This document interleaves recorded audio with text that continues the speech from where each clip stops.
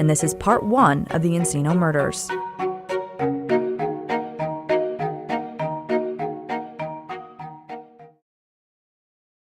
The call to 911 comes in a little before 3 p.m. It's August 17th, 2009. A man on the phone tells the operator his friend is on another line. She has been shot in the face. When he first got the call from Camille Hamilton, he thought she was joking. The two are from Jamaica, but had met in the United States a couple years earlier through another mutual friend. They clicked, and they spoke on the phone often, using Jamaican patois. Camille liked to shop, and their phone conversations often centered around clothes and fashion. The night before the 911 call, the two had spoken briefly by phone, but there was a lot of noise in the background, and Camille was busy. The friend told Camille to call him back when she was free, but she never did. Until that Monday afternoon.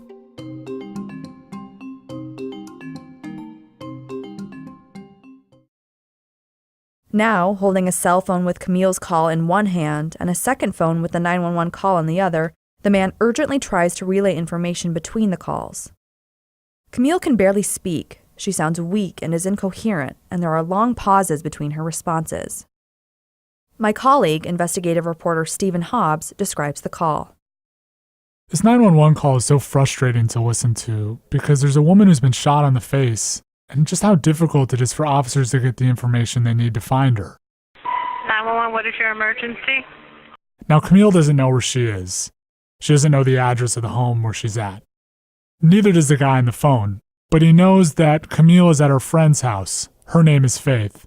Now, the guy's been there maybe once or twice before, and he knows it's in the city of Miramar. Hi, listen, I have a friend on the phone. I'm sorry, what? There's a friend of mine on the phone. She's incoherent. She's incoherent, your friend? Yeah, but Okay. she is down in Miramar, so I don't know if you could contact the Miramar police. I can. What is the address of the emergency? I really don't know the address, you know. I can give you directions, though. Okay, what is going on with her? She said she's been shot in the face. She's what? She said she was shot in the face. She was what in the face? Shot. She was shot in the face. She was shot in the face? Yes. Okay, you don't know the address at all? Do you know the side streets? So he jumps on Google Maps, scanning through areas in the city that he remembers, and somehow he's able to find the right home and give that information to 911 operators. Right, it would be Fairmont Avenue. Claremont Avenue? Fairmont. Claremont in what, Miramar? Fairmont Avenue, and then you're going to take Encino Street, and it's like the... Claremont and take Encino? No, Fairmont Avenue. How do you spell it? Fairmont. I-R-M-O-C? M-O-N-T. S-A-I-R-M-O-N... F-A-I, F as in Frank. Oh, Fairmont. Fairmont Avenue, yeah. Fairmont Avenue, and what's the other side street? Encino Street. Encino? Tell them Fairmont and Encino. And it will be like what's on her? There are a lot of flower pots in the yard. That's the most I can tell you. At this point, it's about 5 minutes in. Here's what we have so far. Encino Street in Miramar, off of Fairmont Avenue, not far north of the Miami-Dade County line. It's the fifth house on the left. There's flower pots, but it doesn't do much to reduce the confusion of the call. He tells them more. There's a big white car parked in the driveway, maybe a Mercury. And he says there should be 3 other people in the house. So she was shot last night in the face. How come she's calling you now? What's going on now? Like how... I don't know. I have no idea. I'm trying to get information from her. She doesn't even know who shot her in the face? No, she did not say that. They were robbed last night. Some guys came in on them. Is there any other victims in the house? There should be 3 other people in the house, but I asked her about them. She said she don't know where they are. Okay. And these are family members? Sir? Yeah, one is her daughter, and the other one is her friend and her friend's son. Fairmont is less than a mile long, but police officers looking for the house need more information. And the minutes just keep ticking by. The caller gives the operator Camille's name and tries to get Camille to describe where in the house she is. He tells Camille to stay calm. Help is coming. Then the call gets even more complicated. One officer wants to call the man directly, so he hangs up with the 911 operator. Soon after that, another dispatcher calls back, and the man asks for the operator who took the original call. Hi, this is the Broward Sheriff's Office. We received a 911 call from this number. Yeah, I was speaking to operator 28. Is it possible you could put me back to her, please? How long ago did you speak to that person? Less than 10 minutes ago. Okay, what was it about, sir? An incident in Miramar. Okay, she's gone already. How can I help you, sir? Now it's more than 15 minutes. The caller's frustration is growing as the operator tries to get more information, this time about where he's calling from. By now he's just exasperated. My friend is on the phone dying, he says, and you're asking questions about me? Why are they having difficulties finding the house? Hold on one second. Stay with me, alright? Don't go to sleep. Just stay awake. Alright? Sir, you're in Lauderhill, right? Yes. What is your address? Oh my. Lady, you really aggravating me now, you know? Okay, I all don't right, mean sir. to be rude, but you're aggravating me because you're asking me relevant questions. She's on the phone dying and you're asking me my address? Okay, yeah, I'm asking your address so we can get it further information.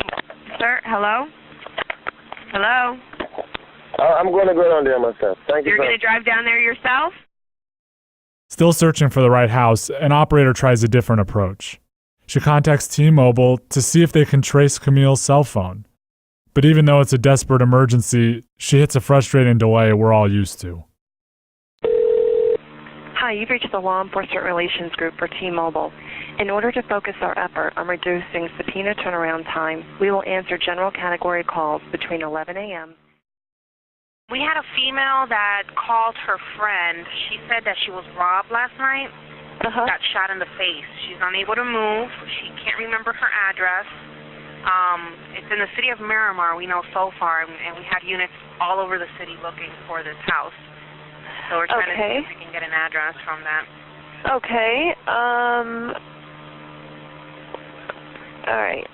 What I'm going to need from you is a letter before I can release any information because the individual is not directly requesting assistance from 911. Okay. Just when it seems like operators have no other options, one of them actually gets Camille on the phone, more than 30 minutes after her friend first called. Hello, this is the Broward Sheriff's Office. You were shot in the face, right? Yes? I have her on the phone. Okay, where are you? Camille can barely speak, and as you can hear, it's hard at times to understand her. The operator tries to get her to describe where she is, then to go outside the front door where officers might be able to see her. Can you walk at all? Huh? Yes, sure. Can you maybe see anything that you could tell us the address? I'm going to try it. You're trying? Okay. We have the paramedics waiting for you, too. We're trying to find you, okay? Are you walking right now? No? Okay, where are you in the house? At the door. I'm downstairs. I was reading. You're downstairs right now? Yes? Camille somehow makes her way out the front door. In the 911 call, you can hear officers in the background. Anybody here? He's there. Try to yell to him, okay? Is he with you? He's with you? Avenue. Armando thinks he finds the right home, but he's not sure. The house is 2 stories, beige with pink trim. It's quiet with no signs of trouble. He walks around it, and the only unusual thing is a screen from a back window is on the ground. A gold Toyota Corolla sits in the driveway to the left of the house.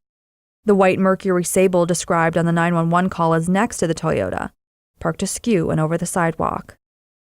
The property backs up to a large pond. Many of the houses in the River Run neighborhood do.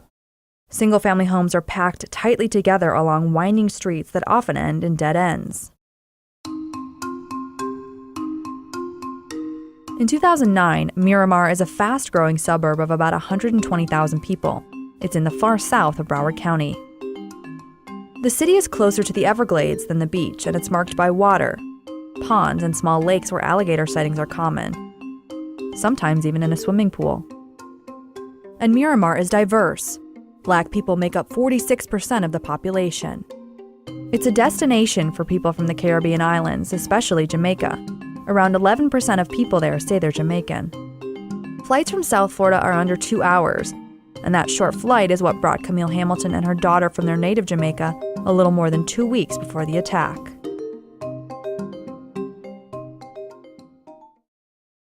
It's a typical 90-degree August day under the Florida sun when Sergeant Armiento gets the house number on Encino Street where Camille should be. The door is closed and Armiento doesn't want to knock. He doesn't know who might answer. So he goes across the street to find a neighbor. Just as he knocks on the neighbor's door, he looks back and sees Camille at the doorstep. She's wearing a brown sundress and she's sitting on the ground, leaning against the door, her legs out in front of her. Armiento and Wilson have to act fast, but they have to be cautious too. If this is the woman who's been shot, who is the shooter? And where is the shooter? They approach the home, protected by a bulletproof shield. They order Camille to stand and walk towards them, but they get no response.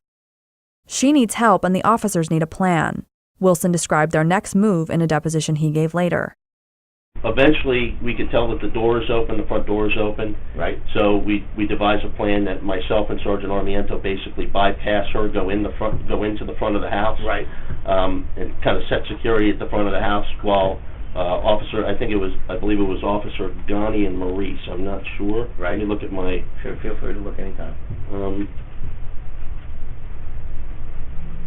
Right. Ghani and Maurice removed her to a safe location across the street. Okay. So now, when you say you bypass, you just kind of walk by her, right? Right.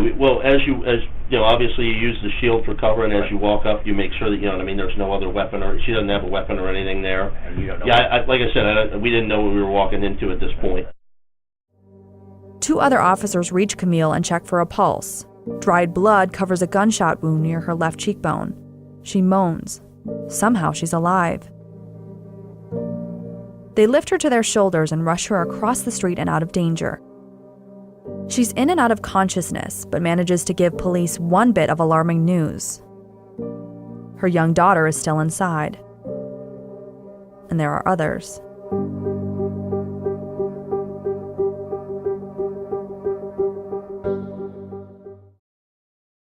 What would it look like if we all listened more? This is Emma Kate Austin. Listening to audiobooks motivates us, inspires us, even brings us closer together. There's no better place to listen than Audible, because now Audible members get even more: exclusive fitness programs, audiobooks, Audible originals, and more. Audible has the largest selection of audiobooks on the planet, and now with Audible originals, the selection has gotten even more custom with content made just for members. Every month, Audible members get 1 credit for any audiobook they choose, plus 2 Audible originals from a changing selection that they can't get anywhere else. You can probably guess that I love true crime, so I've been listening to Michelle McNamara's I'll Be Gone in the Dark. It's the creepy, true story of the author's obsessive search for the Golden State Killer. Now Audible has a special offer for listeners of Felonious, Florida. If you visit audible.com/Florida or text Florida to 500-500, your first audiobook will be free when you start a 30-day trial. With Audible, your books are yours to keep. Go back and re-listen anytime, even if you cancel your membership. Don't like your audiobook? Exchange it, no questions asked. So get your free audiobook today by going to audible.com/Florida. That's AUDIBLE.com/Florida, or by texting Florida to 500-500. Audible. You can do it with audiobooks. While paramedics are whisking a badly injured Camille Hamilton to an ambulance, Sergeants Armiento and Wilson are in the home with other officers. Their guns are drawn. Inside the door, there's a small hallway that leads straight ahead into the kitchen. To the left is a staircase leading up to the second floor. To the right is the dining room. There's no movement inside the house, but there are some small signs that there was a disturbance here. There's money scattered on the floor inside the foyer, American and Jamaican dollars. A gold-colored purse hangs partially off a small table in front of the officers. The three officers stayed right there basically by the front door, and myself and Sergeant Armiento began to sweep the house in sort of a counterclockwise motion. We went off to the right first and then back down towards the dining room. Okay. He got back down a little bit further into the house than me. I had left the shield with the three female officers, Right. and that's when he spotted the projectile laying on the floor in the dining room. At that point, him being the tactical, SWAT guy that he is, he made the determination for us to back out of the house and re-engage the situation with the SWAT officers. They find a bullet on the floor, and the officers look up and see a hole in the ceiling. It could have been shot through the floor upstairs. The shooter may still be here, somewhere in the house. Wilson, Armiento, and the other officers regroup outside of the home and call for the SWAT team. But if there are other victims in the house, time is not on their side. Somebody may need help. When they go back in, there are more problem signs. An officer notices a drop of blood by the door, and there's a foul odor. As Wilson and another officer watch the staircase, Armiento and two SWAT officers move through the first floor, again clearing it room by room. Every corner is checked. They toss around maroon-colored cushions piled on couches in front of the television, looking for a possible hiding gunman. But the first floor is empty. Armiento leads the officers up the stairs. It's 6 carpeted steps up. Then the staircase turns right and continues another 9 steps. At the top of the stairs, they look into the first door on the left. It's the master bedroom, and it's here police make the grisly discovery. 3 bodies lay on the floor. Their feet are bound with duct tape. 2 have their hands bound, and blood is everywhere, on the door and the comforter on the nearby bed. Armiento, also in a deposition, describes what he saw. They were laying on their stomachs, duct taped at the ankles, the wrist. Looked like obvious trauma to the head. There was blood on the ground. Mm-hmm. I believe there's casings there. It looked like they were... shell casings? Yeah, it looked like they were shot in the head. Okay. Now, were all 3, lined up in the bedroom, or were they... was there an order to the way they were laying, or...? From what I remember, and to be accurate, I'd like to look at some pictures, but from what I remember Sure. off the top of my head, I believe there were 2 victims. As you walked in the bedroom door, there were 2 victims right on the ground. Possibly their heads facing me. Okay. And then there was another victim, I believe, who is the young man of 53, and a homicide investigator since 2004. He averages about 10 cases a year. And he's a respected investigator. Before homicides, he worked as a narcotics officer and was named the city's co-officer of the year in part for reducing drug trafficking in the city. Shootings are routine, but as he drives to the hospital, this case is about to become one of Toyota's biggest. Before he arrives, he gets another call. His shooting investigation is now a triple murder case. When he first sees Camille Hamilton, it doesn't look good. Toyota knows he doesn't have much time to act. He's had victims rushed off to surgery and never come back. He described those first moments in a deposition. I'm literally trying to poke my head in amongst the medical staff, trying to get whatever information I can, because I can tell you my experience, sometimes when the victim's taken to surgery and they go to ICU, and if they don't come out, we never have a chance to ask. His initial conversation with Camille was recorded. The audio quality is very poor and Camille's voice is weak. She's barely able to respond. But in the recording, the detective can be heard repeating what he thinks she says and pressing her for whatever information he can get. A doctor at her bedside is heard first. Tell him what happened.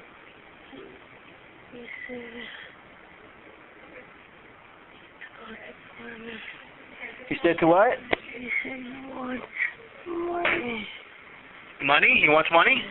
Okay. He wants money for what? He got the gun, he wants money. I said I have the money. He wants money for what? Try one more time. He wants money, just wants money. That he just wants money? That's it? He didn't say why? No? Do you know him? No. Who knows him?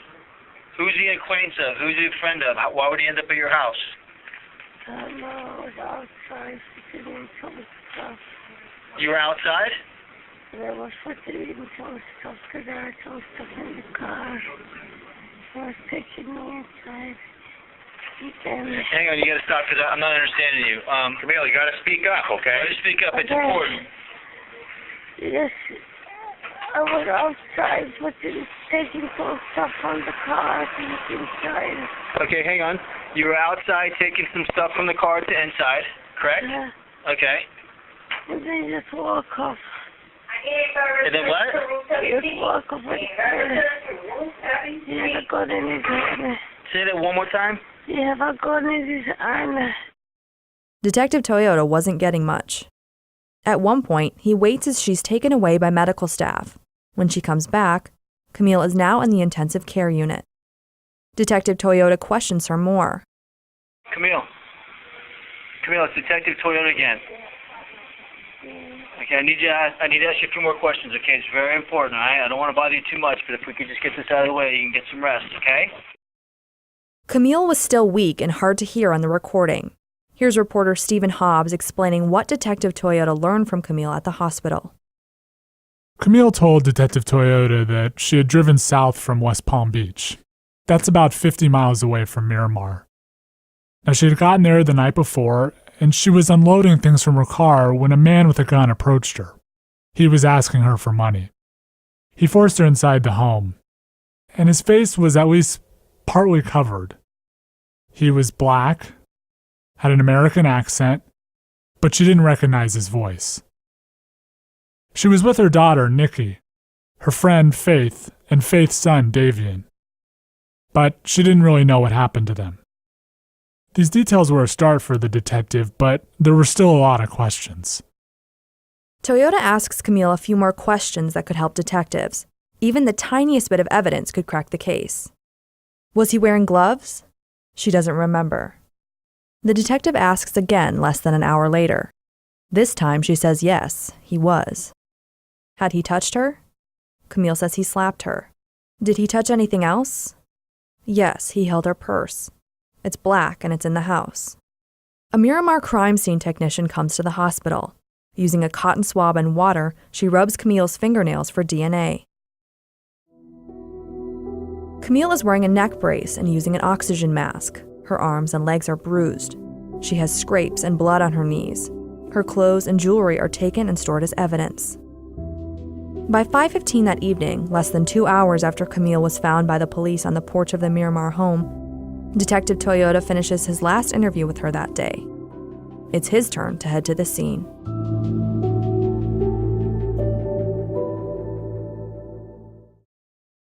Back on Encino Street, yellow police tape stretches around the property, which is now a major crime scene. Detectives from the sheriff's office arrive to help.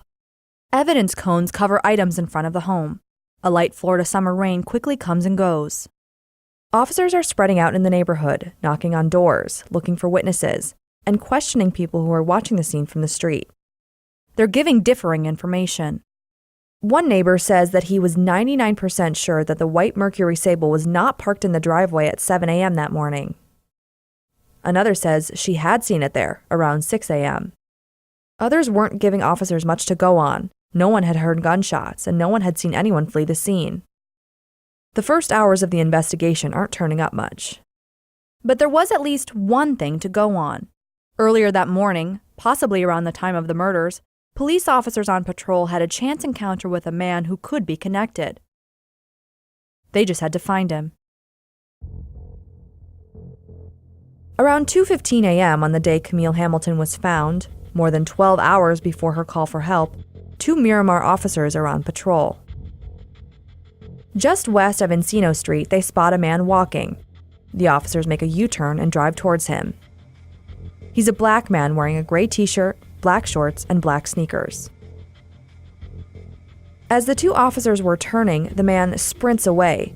He crosses the road, climbs over a metal railing, and dashes through the bushes. He's heading toward an area that leads to a small lake. The officers call for backup and set out on foot with flashlights searching for the man. There's no sign of him. They look around the lake, but the only clues they find are brown leather sandals and black sneakers. The time of that chance meeting could have corresponded with the time the Encino Street victims were shot, and it was about a mile from the murder scene. But they couldn't find him.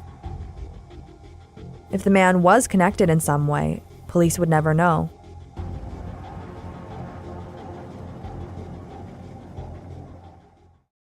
Back at the crime scene, officers look for clues outside the home. The Toyota Corolla, parked on the west side of the driveway, is registered to Faith Bissessor. Faith is the owner of the home, so that Toyota belongs there. But the white Mercury Sable, parked at an angle and partially over the sidewalk, is suspicious. The glove compartment is open, and paper is piled on the front passenger seat and on the floor. The car isn't registered to anybody who was at the home. So whose is it? Police trace the Sable to a woman who lived 50 miles north in the city of Lake Worth. Miramar detectives head to her home and speak with the owner and her daughter. They tell police that Camille Hamilton was working as a caretaker for the elderly mother. They say Camille had gone home to Jamaica recently, but returned on August 1st with her daughter Nikita. The elderly woman can't recall exactly what time she had last seen Camille, but she took her scheduled pills at about 9 p.m. the night before, so Camille was there until at least then. The daughter says that Camille had used their car to run local errands, but it wasn't often and she never took it very far. So what was Camille doing with their car so late at night and 50 miles away? The Sable isn't the only car that's raising questions. There's another that is even more mysterious. On Encino Street, Broward Sheriff's Office detectives have taken over at the crime scene. Inside the garage, detectives are looking at an expensive, blue, two-door Mercedes S600, but the car is unusual. Very unusual, in fact. It has double-paneled glass windows, and the doors are unusually thick. The lead sheriff's detective looks over the car and believes it's armored. But why did Faith have an armored car in her garage? He calls in Detective Toyota and they alert the bomb squad. The sheriff's detective looks inside, but doesn't have it searched and doesn't collect any evidence from it. The car is a mystery, and certainly unusual. Something else unusual is found, this time outside the home on the grass. There are small plastic baggies, often used for drugs. Drug-sniffing dogs come to the scene, searching the outside and then the inside of the home, but nothing is found.